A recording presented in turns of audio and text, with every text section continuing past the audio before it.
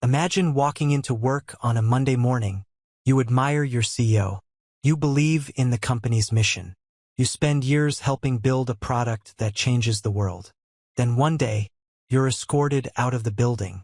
Not because you failed, because you became too valuable. Now imagine that same employee returns just 3 years later, not as a job applicant, not as a customer, but as the founder of the one company capable of destroying the empire that fired him. This is the story of Elias Thorne and Susan James, a mentor and protege whose relationship transformed into one of the most ruthless rivalries the tech world had ever witnessed. A war fought with billion-dollar investments, secret algorithms, corporate espionage accusations, and one decision that changed both of their lives forever. Because sometimes, your greatest competitor isn't the company across town. It's the employee who once sat 3 desks away. Every great tech empire has an origin story. Apple had Steve Jobs and Steve Wozniak. Facebook had dorm rooms and social networks. But this story begins in a quiet office where nobody imagined history was being written. At the center stood Susan James. By every measure, she was a visionary, brilliant strategist, fearless executive, the kind of leader investors trusted before she even finished explaining an idea. When she founded NexaCore Technologies, critics dismissed it as another ambitious startup chasing impossible dreams. Within 7 years, it became one of the fastest-growing AI infrastructure companies in the world. Governments licensed its software. Hospitals depended on its systems. Fortune 500 companies rebuilt entire operations around its platform. Susan wasn't merely building software. She was building an ecosystem. Inside NexaCore, employees spoke about her almost like a myth. She remembered everyone's names, worked impossible hours, expected perfection, and somehow inspired people to chase it. Working for Susan James wasn't just a job. It was a career-defining opportunity. Thousands applied. Only a handful made it through. One of them was Elias Thorne. Unlike many Silicon Valley prodigies, Elias wasn't flashy. He wasn't the loudest engineer in meetings. He rarely spoke over people. He listened, observed, connected dots everyone else missed. Growing up, he'd dismantled computers before most children learned multiplication. Teachers described him as gifted. Friends described him as obsessive. He viewed every system as a puzzle waiting to be optimized. When recruiters discovered him after graduate school, nearly every major tech company made an offer. He rejected them all.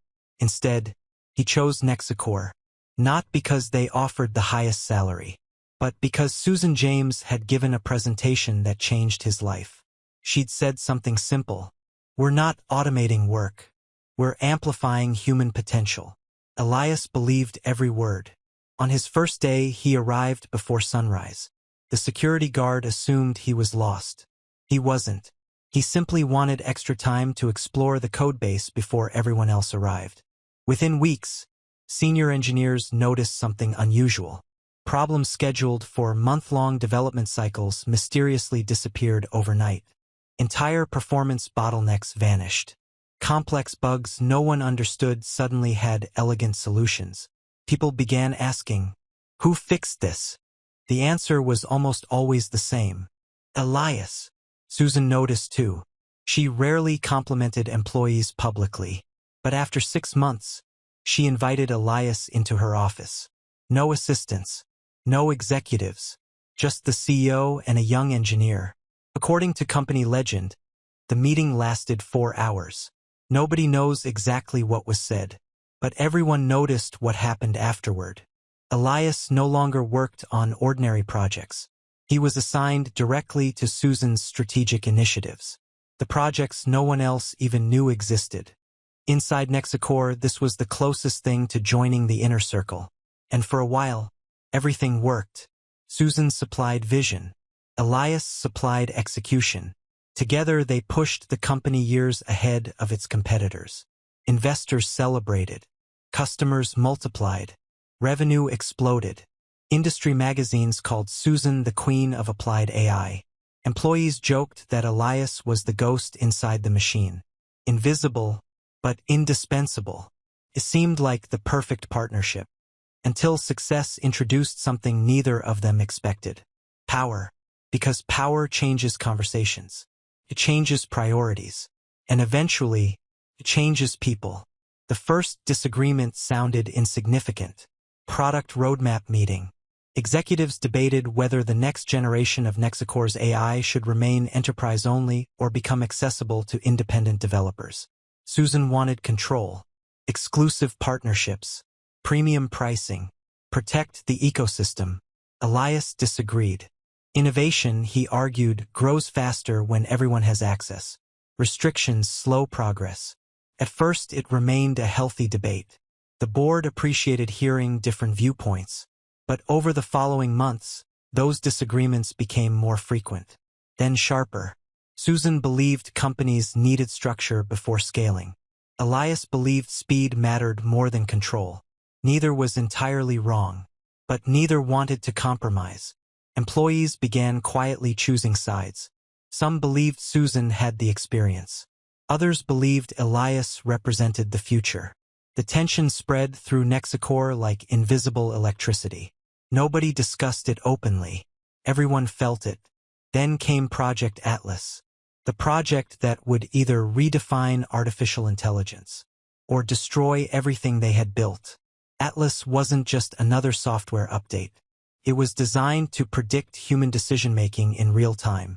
Supply chains, medical diagnoses, financial markets, emergency response. If successful, Atlas would become the most valuable AI platform ever created. Susan wanted absolute secrecy, need-to-know access, strict security. Elias believed collaboration would improve the system. Again, they clashed, this time in front of the board. For the first time since joining the company, Susan publicly overruled him. The room fell silent. Elias nodded politely, collected his notebook, and walked out without saying another word. Most executives believed the disagreement had ended. They couldn't have been more wrong, because that meeting planted the first seed of distrust. And distrust has a remarkable way of growing when nobody notices. Neither Susan nor Elias realized they had already crossed a line from disagreement into rivalry. And once that line is crossed, there's rarely a way back. There's a saying in Silicon Valley. Companies rarely collapse because of their competitors. They collapse because they stop listening to the people who built them. For nearly 2 years after the Atlas meeting, NexaCore continued to grow. From the outside, everything looked perfect. Quarter after quarter, revenues climbed. The company expanded into Europe and Asia. Industry awards piled up. Susan James became a regular keynote speaker at global technology conferences, hailed as the executive shaping the future of artificial intelligence. Inside headquarters, however, something had changed. The conversations had become quieter. Engineers who once challenged ideas now waited for approval. Managers became more interested in protecting their positions than taking risks. Meetings that had once been filled with debate slowly transformed into presentations where everyone agreed with the CEO. Elias noticed it first.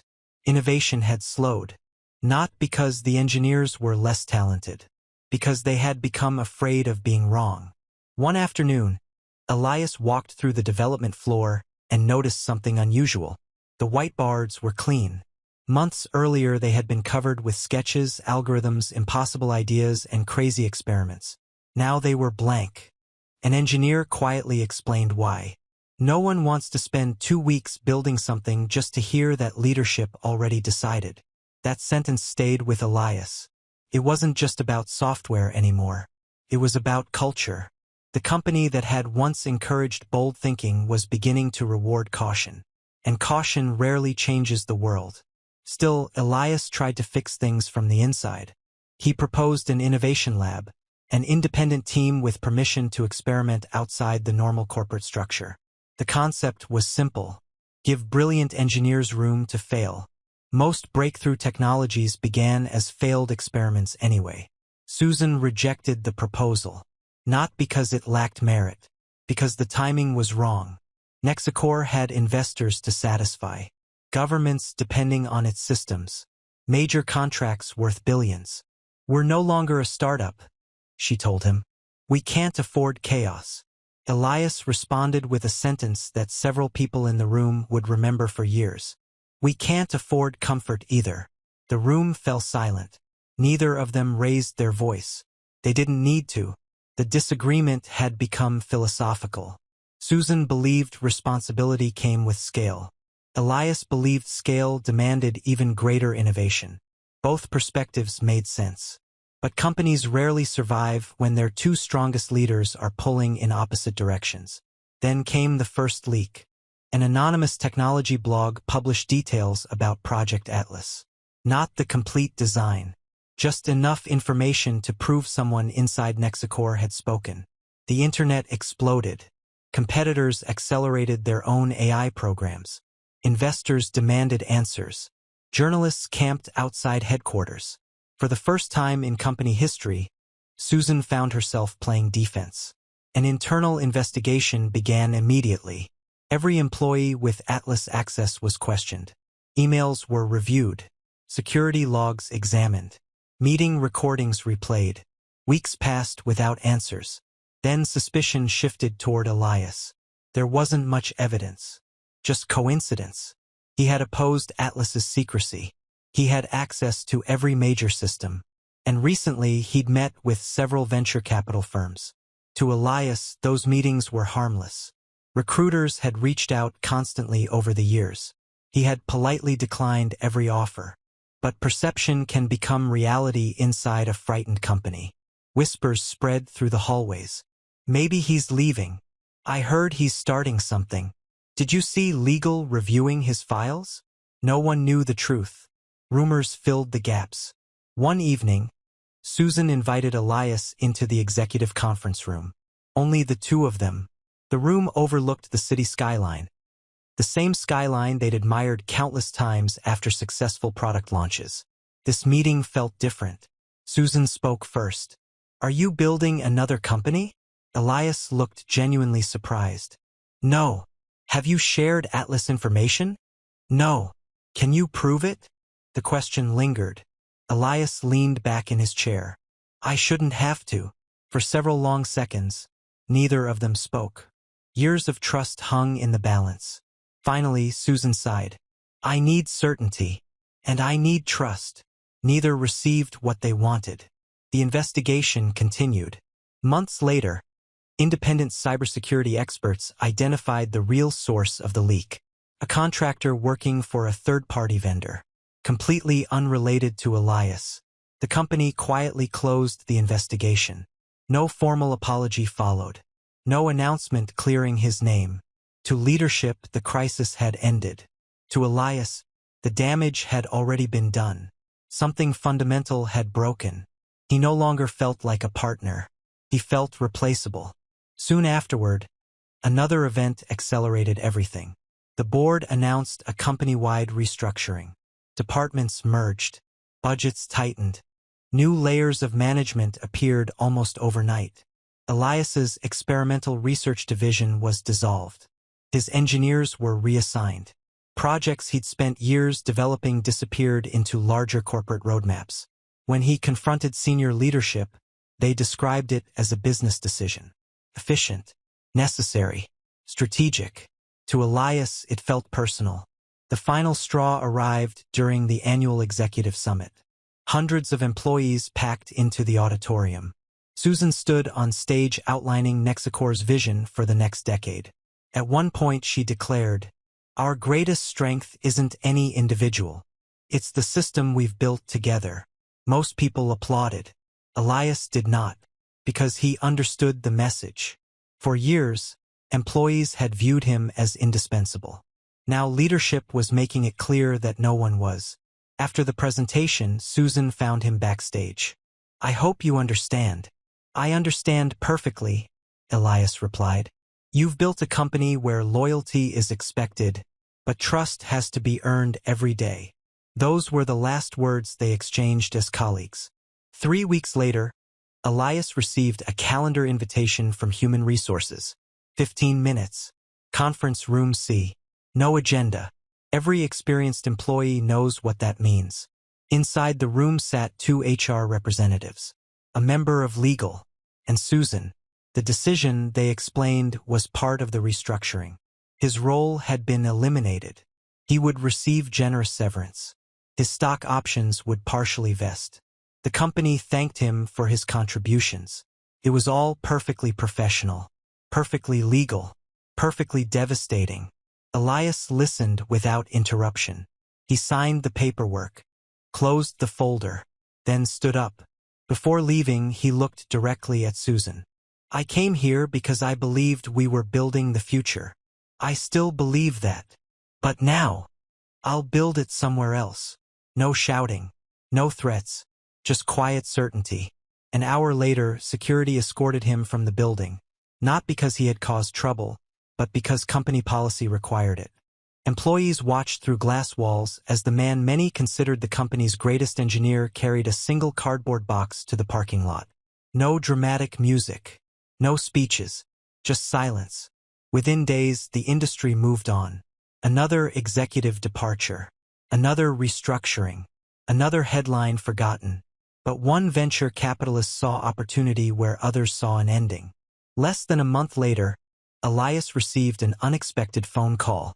The investor asked only one question. If you could build your dream company from scratch, what would it look like? Elias smiled, for the first time in months, because he already knew the answer.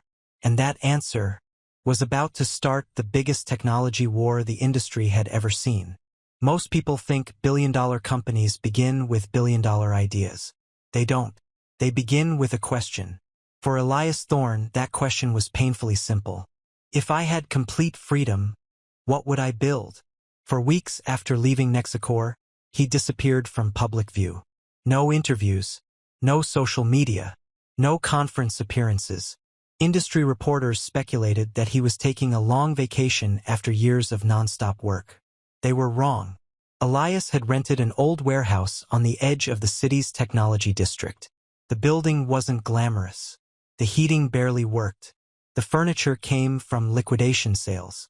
Half the computers were refurbished machines bought at auction. There was no polished lobby, no expensive espresso bar, no walls covered with motivational slogans. Just a handful of folding tables, whiteboards that stretched from floor to ceiling, and one belief written across the largest wall in thick black marker. Innovation begins where permission ends. That sentence became the foundation of his new company. Its name was Aether Dynamics. The mission was radically different from NexaCore's.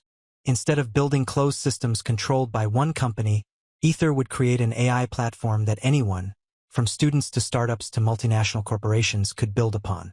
No exclusive partnerships, no locked ecosystem, no artificial barriers. The philosophy was simple. If more people could innovate, better ideas would emerge. Investors were skeptical. Several politely declined to fund the company. You can't compete with NexaCore. They have the market. They have the customers. They have the money. Elias heard the same sentence over and over. His response never changed. They also have something to protect. We don't. Eventually, one investor took the risk. Then another. Then another. Within 4 months, Aether Dynamics had secured enough funding to hire its first team. Elias refused to recruit with flashy salaries. Instead, he held long conversations with every candidate. He asked unusual questions. What problem keeps you awake at night? What technology do you wish existed? If failure wasn't possible, what would you attempt? He wasn't looking for resumes. He was looking for curiosity. Word spread quickly through the tech community. Engineers who had grown frustrated inside large corporations quietly reached out. Some had worked at NexaCore. Others came from competitors. A few had walked away from prestigious jobs simply because they wanted to build something meaningful again. Within a year, Aether Dynamics had assembled one of the most talented engineering teams in the industry. Across town, Susan James noticed. At first, she wasn't concerned. Startups appeared every week. Most disappeared within a year. She instructed her executives to monitor Aether, but not overreact. They're too small to matter, one board member said confidently. Susan nodded. On paper, he was right. Aether had fewer than 100 employees. NexaCore employed nearly 20,000. The comparison seemed almost laughable. Then the hiring reports arrived. Every month, another respected engineer left a major company to join Elias. Not because of money, because of culture. Employees described Aether as exciting, fast, fearless, exactly what NexaCore had once been. Susan began hearing the same phrase from recruiters. They're turning down us to join him. For the first time, she felt something unfamiliar. Not fear, concern. Meanwhile, Elias focused on one product, Project Horizon. Unlike Atlas, Horizon wasn't designed to predict human decisions. It was designed to help humans make better ones. The AI didn't replace experts. It amplified them. Doctors remained doctors. Engineers remained engineers. Teachers remained teachers. The software simply removed repetitive work, allowing people to focus on creativity and judgment. The distinction mattered. Customers immediately understood the vision. Early demonstrations spread rapidly across the technology world. Videos showcasing Horizon accumulated millions of views. Industry analysts called it the most refreshing approach to AI in years. Soon, requests for pilot programs flooded in. Hospitals volunteered. Universities signed research agreements. Manufacturers asked to test the system. Aether was still tiny. Demand was enormous. Back at NexaCore, executives urged Susan to dismiss the excitement as startup hype. She refused. She had watched Elias solve impossible problems for years. She knew exactly what he was capable of. One evening, she requested a private report comparing Atlas and Horizon. The document arrived 2 days later. It was nearly 200 pages long. She read every word. By sunrise, one conclusion was impossible to ignore. Horizon wasn't copying NexaCore. It was avoiding every weakness customers had quietly complained about for years. Open integration, simpler deployment, transparent decision-making, lower operating costs. Elias hadn't built a clone. He had built the product many customers secretly wished NexaCore offered. Susan closed the report and stared out the office window. For the first time, she realized this wasn't an emotional reaction from a former employee. It was a carefully planned strategy. He hadn't spent years trying to destroy NexaCore. He had spent years learning exactly how to beat it. The board meeting the following week was unusually tense. Several directors wanted aggressive action. Acquire Aether. Sue them over intellectual property. Launch a competing product immediately. Flood the market with discounts. Susan rejected the first two ideas. There is no evidence they've stolen anything, and buying them now would only validate them. Instead, she approved an accelerated development schedule for Atlas. Every department received new deadlines. Vacation requests were postponed. Budgets expanded overnight. The race had officially begun. Across town, Elias received news that NexaCore had moved its product launch forward by 6 months. His team expected panic. Instead, he smiled. Good. The room looked confused. One engineer finally asked, "Why is that good?" "Because rushed products make mistakes." He gathered everyone around the main whiteboard. This isn't about releasing first. It's about releasing something people trust. The team returned to work with renewed focus. Weeks later, Aether Dynamics hosted its first developer conference. No celebrity speakers, no expensive venue, just engineers sharing ideas. Thousands attended in person. Hundreds of thousands watched online. By the end of the event, Horizon's developer toolkit had been downloaded over 1 million times. The industry took notice. Tech journalists began asking a provocative question. Is Aether Dynamics becoming the next great AI company? More importantly, can NexaCore stop them? Susan watched the headlines with growing frustration. For years, NexaCore had dominated every conversation. Now reporters seemed more interested in the challenger than the champion. History was repeating itself, exactly as it always had. The established giant defending its throne. The hungry newcomer rewriting the rules. Except this time, The newcomer already knew every strength, every weakness, and every blind spot of the giant. The next battle wouldn't be fought in headlines or on conference stages. It would be fought where reputations are won and lost, in the marketplace, because customers were about to make a choice. Stay loyal to the empire they knew, or bet on the visionary who once helped build it. And once that choice began, there would be no turning back. By the second year of Aether Dynamics' existence, the rivalry had stopped being an internal industry story. It had become headline news. Technology blogs covered every product update. Business channels analyzed every hiring decision. Financial analysts compared the two companies almost daily. Some called it the greatest battle in artificial intelligence. Others called it something far more personal. A war between a mentor and the student who had outgrown her. Neither Susan James nor Elias Thorne ever described it that way publicly. Whenever journalists asked about the other, both remained measured. Susan would say, "We respect every company working to advance technology." Elias would respond, "Our focus is building great products." The answers were diplomatic. No one believed them, because actions speak louder than interviews. And behind closed doors, the competition had become relentless. The first major clash came from an unexpected place. A hospital network that had relied on NexaCore for nearly 8 years announced it was switching to Aether Dynamics. The contract wasn't the largest in the industry, but it was symbolic. The hospital's chief technology officer explained the decision in a single sentence. "We wanted technology that adapts to our people, not people adapting to the technology." That quote spread across every major tech publication. Investors reacted immediately. NexaCore's valuation dipped. Not dramatically, but enough for the board to take notice. At headquarters, emergency meetings filled the calendar. Every department was instructed to identify why customers were considering alternatives. The findings weren't comfortable. Customers admired NexaCore's power. They admired Aether's flexibility. For years, NexaCore had focused on building the most capable platform. Aether had focused on building the easiest platform to use. Sometimes, the better product isn't the one with more features. It's the one people enjoy using. Susan gathered her senior leadership team. "This isn't about one customer," she said. "It's about momentum." She was right. Momentum is invisible until it's impossible to stop. Over the next 6 months, several medium-sized enterprises migrated to Horizon. Then universities. Then research institutions.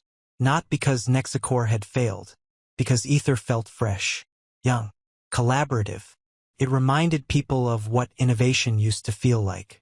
Ironically, it reminded them of the NexaCore Susan herself had built years earlier. Inside Aether Dynamics, success brought new problems. Engineers worked through weekends. Servers struggled under demand. Support teams expanded almost overnight. Customers expected perfection. Investors expected rapid growth. Employees who had joined for the excitement suddenly found themselves working 18-hour days. One evening, Elias walked through the office long after midnight. Half the lights were still on. Developers slept on couches. Someone had taped energy drink cans into a pyramid nearly 6 feet tall. He realized something uncomfortable. The company he had built to escape burnout was beginning to create it again. The next morning, he announced a surprising policy. Mandatory vacations. No emails after certain hours.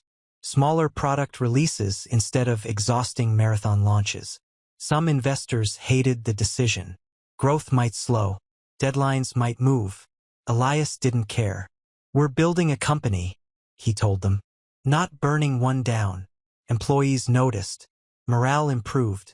Recruitment became even easier. Word spread that Aether valued people as much as products. Across town, NexaCore recruiters found it increasingly difficult to compete. Then came the event everyone had anticipated. NexaCore officially launched Project Atlas. The presentation was spectacular. Massive screens, perfect choreography, months of marketing. Susan stood confidently on stage before thousands of attendees. Atlas was faster than previous systems. smarter, more capable. The audience applauded. Reviews were positive. For 48 hours, everything looked like a complete success. Then independent developers discovered something unexpected. Atlas integrated almost exclusively with NexaCore's ecosystem. Third-party compatibility was limited. Customization required expensive enterprise contracts. Criticism spread quickly online. Some defended the approach. Others called it restrictive. Aether responded less than a week later. Without advertisements. Without dramatic announcements. Horizon received a software update. It added compatibility with dozens of popular third-party tools, including several customers had requested for years. The update took less than 3 minutes to install. Technology reviewers couldn't ignore the contrast. One company was asking customers to adapt. The other was adapting to customers. That comparison echoed across the industry. Pressure mounted inside NexaCore's boardroom. Directors demanded answers. One suggested acquiring several smaller AI companies to regain momentum. Another proposed an aggressive pricing strategy designed to undercut Aether. A third quietly floated an even more controversial idea. Sue. Not because Aether had clearly violated intellectual property, but because lawsuits consume time, money, tension. Even if unsuccessful, litigation could slow a smaller competitor. The room debated for hours. Finally, every eye turned toward Susan. She remained silent longer than anyone expected. Then she said something that surprised them all. If we win because we delay innovation, we haven't really won. The lawsuit proposal was rejected. It was one of the hardest decisions of her career.